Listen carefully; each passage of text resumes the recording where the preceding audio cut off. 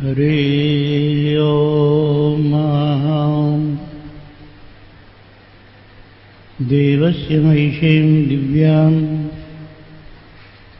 आद्यां गोदामुपास्महे यन्मौलिमार्गां प्रीत्या स्वीकरोति स्वयं प्रभुः। इन्दीवरदलश्यामम् इन्दिरानन्दकन्दलं वन्दारुजनमन्दारं वन्देऽहं यदुनन्दनम्। श्रीमद्वेङ्कटनाथार्य कवितार्किकेसरी वेदान्ताचार्यवर्यो मे सन्निधत्तां सदा हृदि। लक्ष्मीनाथसमारम्भां नाथयामुनमध्यमाम् अस्मदाचार्यपर्यन्तां वन्दे गुरुपरम्पराम्। नारायणं नमस्कृत्य नरं चैव नरोत्तमं देवीं सरस्वतीं व्यासं ततो जयमुदीरयेत्। बोले परम पूज्य स्वामी श्री देवराय बाबा महाराज की, सुग्रीव किलाधि जगद्गुरु स्वामी जी महाराज की जय। वृंदावन पीठाधीश श्री जगद्गुरु स्वामी जी महाराज की जय। श्रीमद्भागवत भगवान की जय। ब्रह्मोत्सव महोत्सव की जय। भगवत कृपा से ब्रह्मोत्सव महोत्सव में 5वें दिन तथा श्रीमद् भागवत के महात्म के उत्तर तीसरे दिन की सेवा में आप हम सब उपस्थित हैं। भगवान का बड़ा ही अनुग्रह है। 2 बार भगवान का नाम लें, फिर सेवा में प्रवृत्त होते हैं।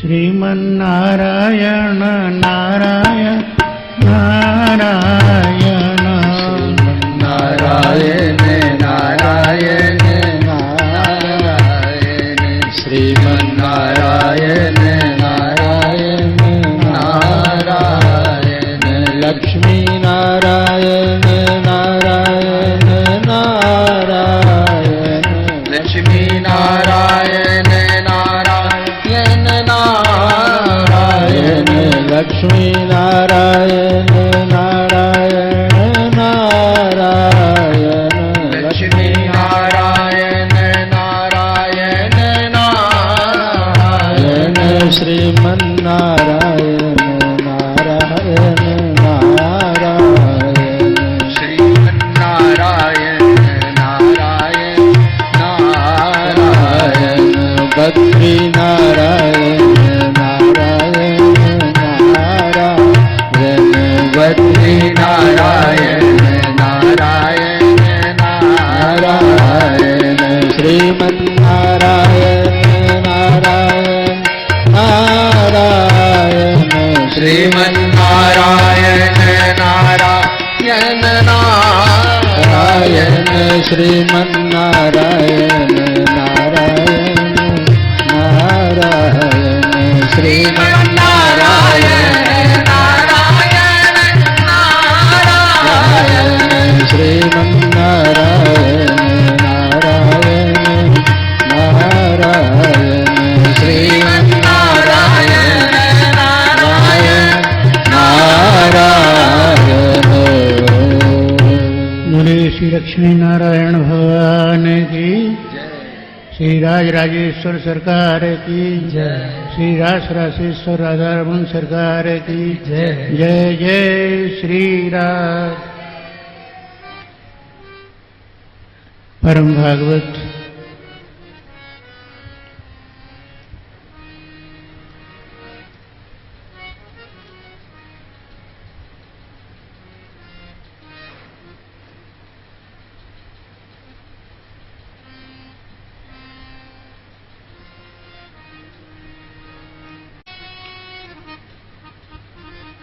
उनके लिए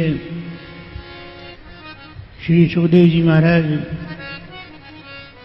भागवत कथामृत पान करा रहे हैं। विदुर मैत्रेय संवाद चल रहा है। परम भागवत श्री विदुर जी को सावधान करते हुए मैत्रेय महर्षि जी कहते हैं, प्रजापतेर्द्वितरम शिशुमारस्य वै ध्रुवः उभये में भ्रमिं नाम तत्सुतौ वत्सवत्सरौ तत्सुतौ कल्पवत्सरौ। महाराज ध्रुव के दो पुत्र हुए हैं, कल्प और वत्सर।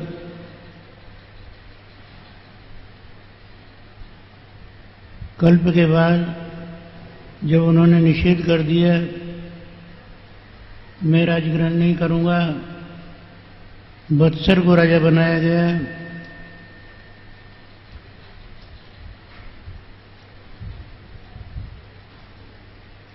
वत्सर के वंश में आगे चलकर अंग नाम के धर्मात्मा राजा हुए हैं। उनके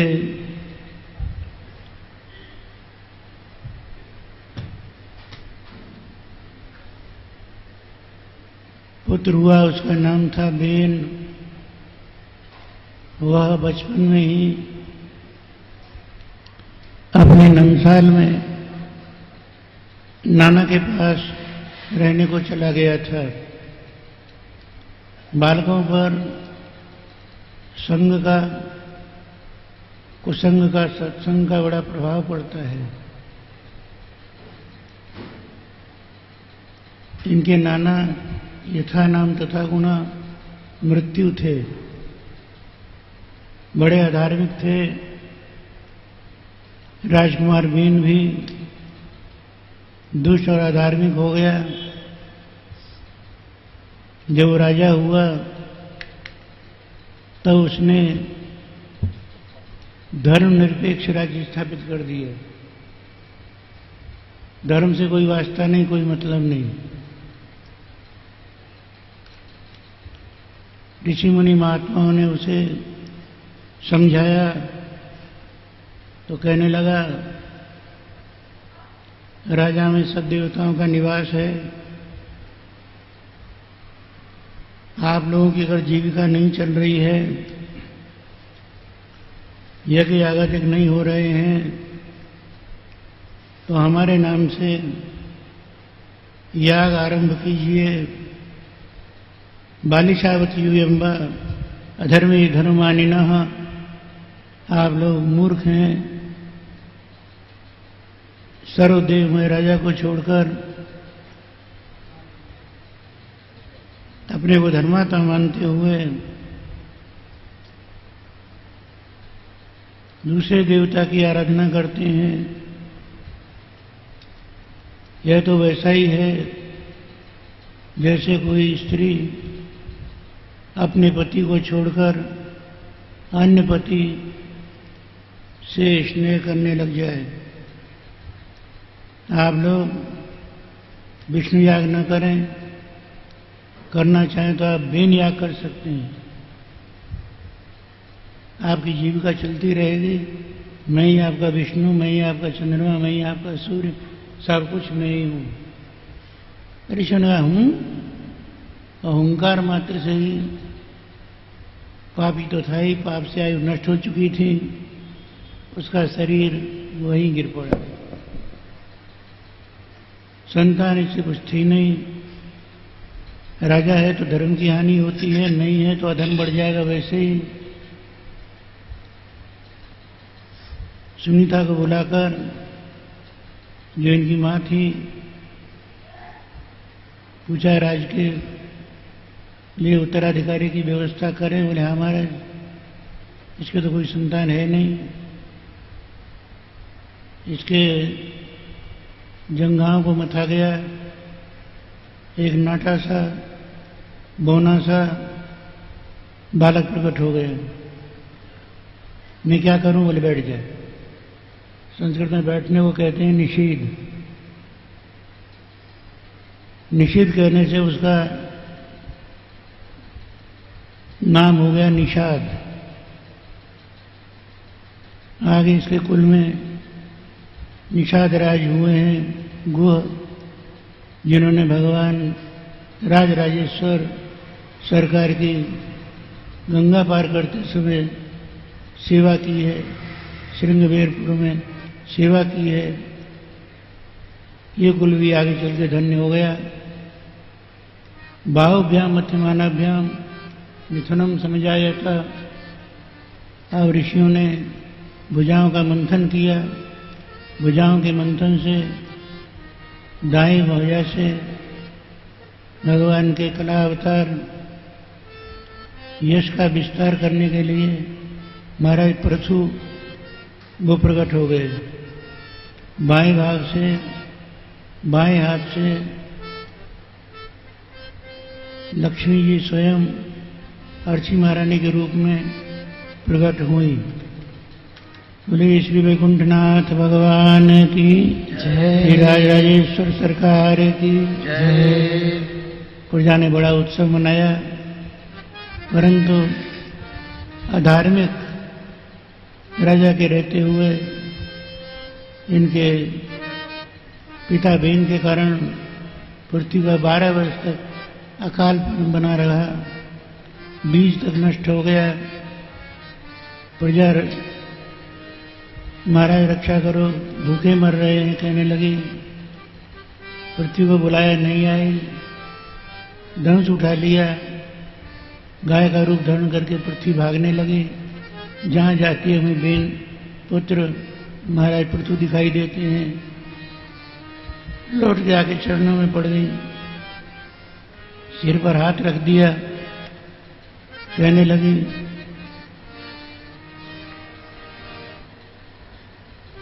महाराज सृष्टि के आरंभ में आपने ही रसातल से मेरा उद्धार किया था। वही वीर मूर्ति आप आज मुझे मारने के लिए तैयार खड़े हैं। ये पृथ्वी कहाँ रखेंगे?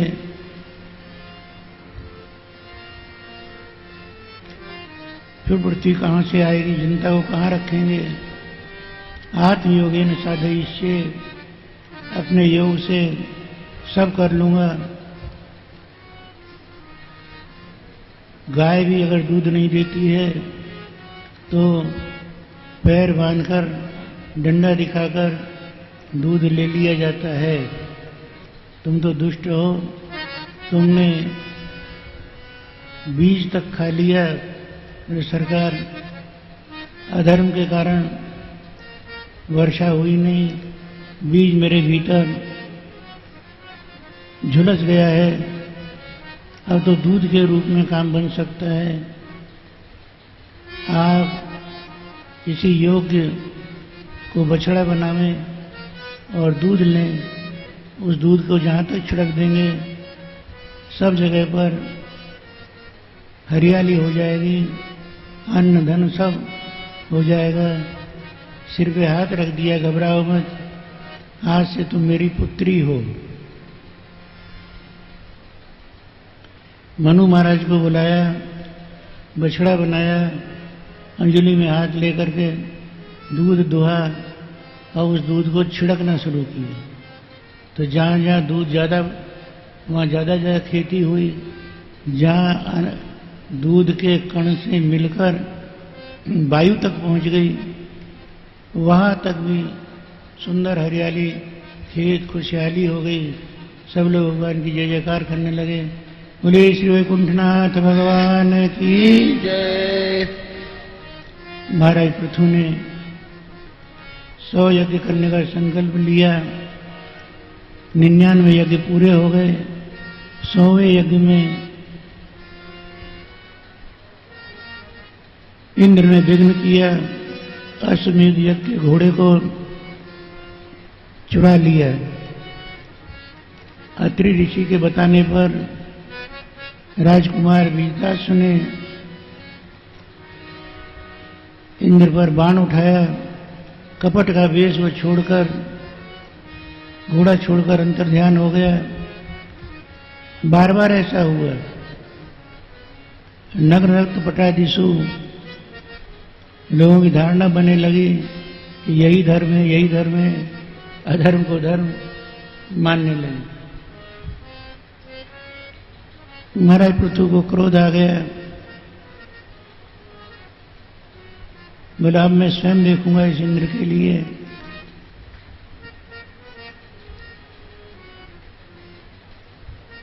ऋषियों ने कहा नहीं महाराज, यज्ञ में वेद पशु के अतिरिक्त किसी और पर अस्त्र उठाना यजमान के लिए विहित नहीं है, शास्त्र में निषेध है इसका। हम अभी स्वाहा बोलकर इंद्र को यहीं बुला लेंगे, भस्म कर देंगे। ब्रह्मा जी प्रकट हो गए। पूरे देवताओं में हट होता है। इंद्र वह होता है जो 100 यज्ञ वाला है। आपके 99 यज्ञ हो गए हैं, एक कमी सही। आपको तो इंद्रासन चाहिए नहीं, पर इंद्र डर रहा है, इसलिए ये यज्ञ आप बंद कर दीजिए। आपका नाम बड़ा होगा। देवराज इंद्र को कहेंगे शतक्रतु इंद्रा, आपका विधान होगा नाम एकोन शतक्रतु पृथु। हमारे पृथु ना हमें नाम से मतलब है, ना हमें दाम से मतलब है, हमें तो भगवान श्री श्याम और राम से। बस जो ये कहा सो इंद्र का हाथ पकड़ करके भगवान वैकुंठनाथ प्रकट हो गए। बोले श्री राजेश्वर सरकार है कि जय। इस एकादशी भंगम ये इंद्र है, इसने आपके यज्ञ का विघ्न किया है, क्षमा पायते, क्षमा करो इसके लिए। आगे उठ के खड़े हो गए पृथ्वी महाराज, छाती से लगा लिया। भगवान बोले हम प्रसन्न हैं, वर मांगो। अद्भुत वर मांगा, जो चाहे सो मांग सकते हो। बोले प्रभु अगर आप देना ही चाहते हैं तो हम अपने इन कानों में 10,000 कानों की शक्ति चाहते हैं, चाहे अधिक से अधिक। कहीं भी कितनी दूर आपकी कथा हो रही हो, हम बैठे बैठे आनंद लें। लोग इन 2 कानों से कथा नहीं सुनते हैं, दुकान से कथा सुनते हैं, दुकान से कथा सुनते हैं। नासिक मनवाड़ में कथा हुई तो बाजार में सबके निमंत्रण गया था, तो दुकानदार ने सुना कथा हो रही है, तो कहा कि ये माइक की व्यवस्था बाजार में करा दी जाए। तो पूरे बाजार में दूर तक माइक लगा दिए गए थे खंभों पर। उन्होंने दुकान से सुना, 2 कान से नहीं सुना। और हम 2 कान से भी नहीं सुनते हैं, 1 कान से सुनते हैं और 1 कान से निकाल देते हैं, तो 1 में मार्क कर देते हैं, इधर आओ तो इधर से जाओ। लेना एक न देना दो, भगवान ने देखा न दो। तो इस तरह से नहीं होना चाहिए। भगवत कथा श्रवण के लिए 10,000 बराबर कान हमारे हों, इतने सावधान होकर सुनना चाहिए। इस चरित्र से शिक्षा मिलती है। तथास्तु कहा भगवान ने कि आप इस तरह से भक्ति चाहते हैं, राजन मैंने आपको अपनी भक्ति दीनी दीनी दीनी। महाराज पृथु के बाद में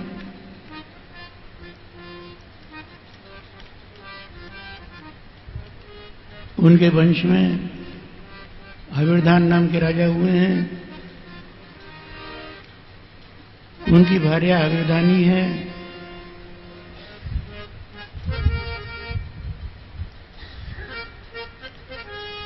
हविर्धानी के 5 पुत्र हुए हैं, बरिशद, द्वय, शुक्ल, कृष्ण, सत्य और जितव्रत। बरिशद का अर्थ है बरिशु सीदती, जो सदा कुशा के आसन पर बैठा रहे। वो इतने कर्मकांड में लगे हुए थे कि एक के बाद दूसरा यज्ञ शुरू हो जाता था। उनके संपूर्ण राज्य में कोई भी जगह ऐसी नहीं बची थी जहां कुछ नहीं बिछे हों, इसलिए उनका नाम ही बरिषद हो गया था। देवर्षि नारद जी महाराज ने देखा कि राजा है, पशुओं का वध करता है यज्ञ के नाम पर, नरक जाएगा, कृपा करके पधारे। बहुत ही सुंदर आध्यात्मिक उपाख्यान, जिसको लोग पुरंजन उपाख्यान कहते हैं, पुरंजन पुरंजनी की कथा सुनाकर, अपनी रानी पुरंजनी के चक्कर में पड़कर राजा पुरंजन अंत समय में उसी का ध्यान करके शरीर छोड़ता है, वह स्त्री हो जाता है, विदर्भ देश की राजकुमारी होता है।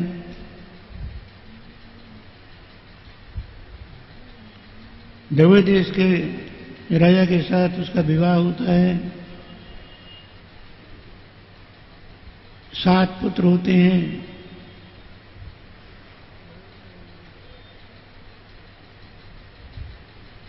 एक पुत्री होती है, वो अगस्त जी को ब्याही जाती है। जब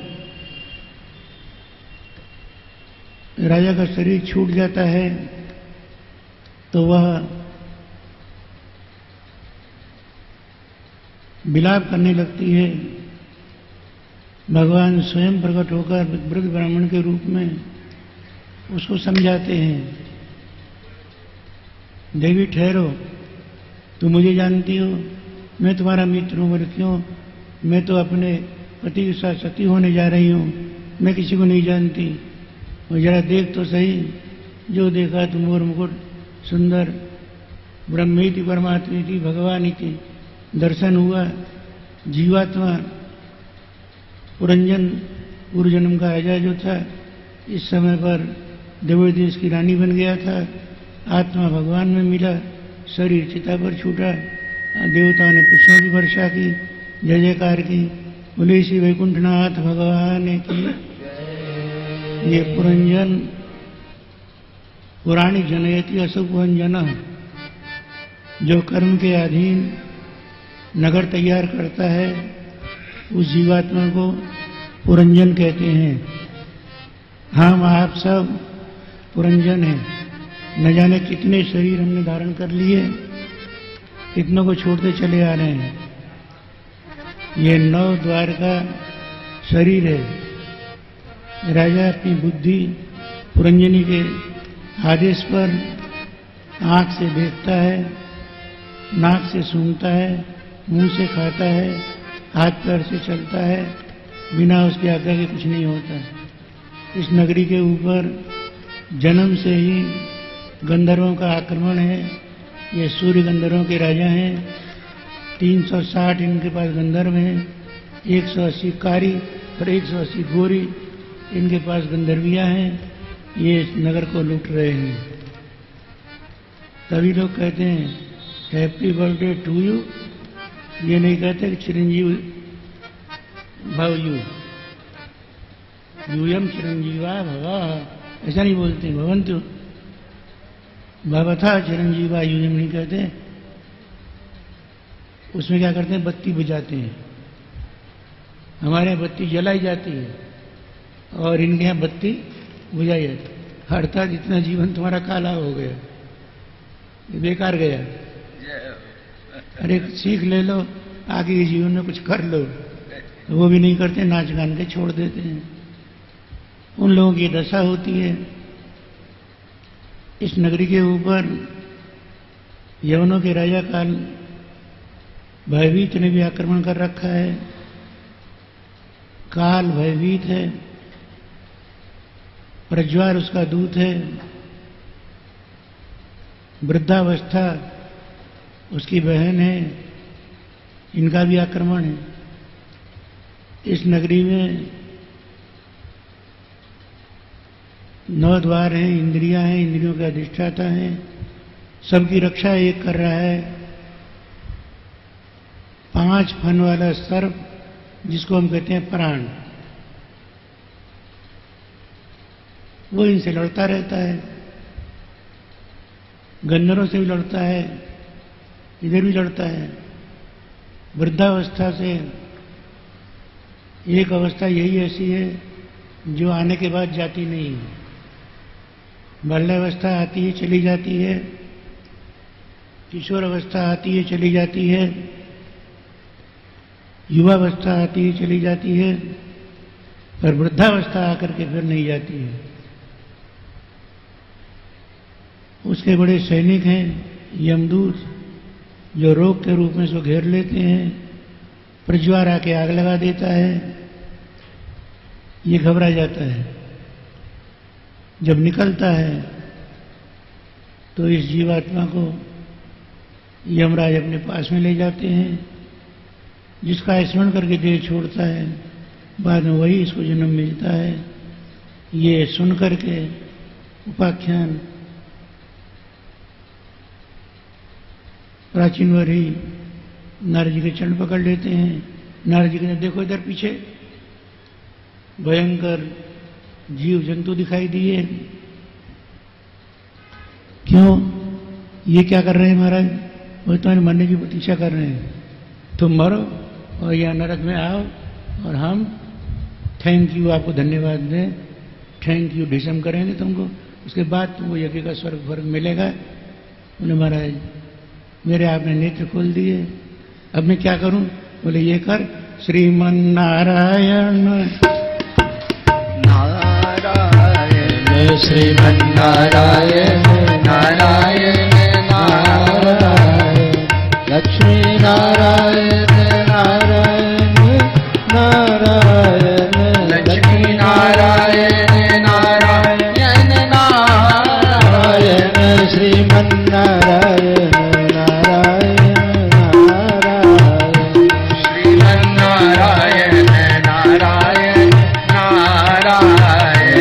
श्रीमन्नारायण नारायण नारायण श्रीमन्नारायण नारायण नारायण।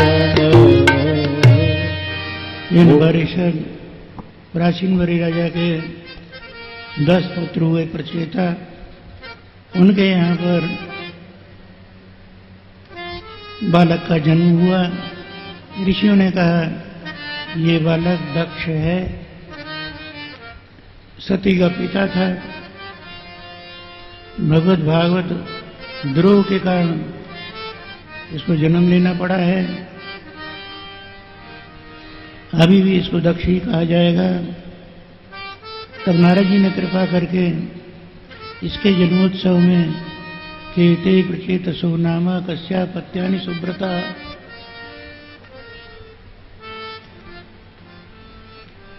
ध्रुव जी का चरित्र सुनाया ताकि इस बालक में वो संस्कार हो जाएं जो ध्रुव जी के हैं। आचार्य बड़े ही दयालु होते हैं। हम जीव उनसे मुख मोड़ लेते हैं, पर आचार्य कभी मुख नहीं मोड़ते हैं। वो इस जीव का कल्याण ही चाहते हैं। भगवान को तो अगल बगल से जब कहा जाता है इस पर कृपा करो, तब कृपा करते हैं। सरकार अकेले नहीं है, देख लीजिए। आप प्रणाम करिए, साष्टांग करिए, सरकार सामने खड़े हैं, नहीं तेरा मुंह नहीं देखेंगे, यूं मुंह कर लेंगे तो इधर श्री जी हैं, न कश्चित न अपराध देते हैं। सरकार ऐसा कौन है जो अपराध नहीं करता है? तो इधर हो जाते हैं फिर मुंह। तो लखनलाल जी आचार्य हैं। प्रथमो नंद रूपश्च, द्वितीयो लक्ष्मणस्तथा, तृतीयो बलरामश्च, जिनका भी ब्रह्मोत्सव चल रहा है। तुर्यो रामानुजो मुनि, कलौ रामानुजो मुनि। लक्ष्मणी महाराज इधर हैं। सरकार भाभी जी ठीक ही तो कह रही हैं। अब लो 3 में से बहुमत किधर निकल गया? आचार्य के हाथ में आ गया। उन्होंने कहा कोई अपराध नहीं करता, इन्होंने कह दिया ठीक ही तो कह रही हैं। तो सरकार को फिर उठाकर छाती से लगाना ही पड़ता है। इस तरह से ध्रुव के संस्कार इस दक्ष में जब आए हैं तब आगे जाकर इसकी मुक्ति होगी। यहाँ ये सुन करके विदुर जी प्रसन्न हो जाते हैं, मैत्रेय महर्षि जी से निवेदन करते हैं, सोय मध्य महायोगिन भवता करुणात्मना दर्शिता तमसा पारो यत्रा किंचन गो हरि ही। आपने हमें वो मार्ग दिखा दिया जिससे सदा सर्वदा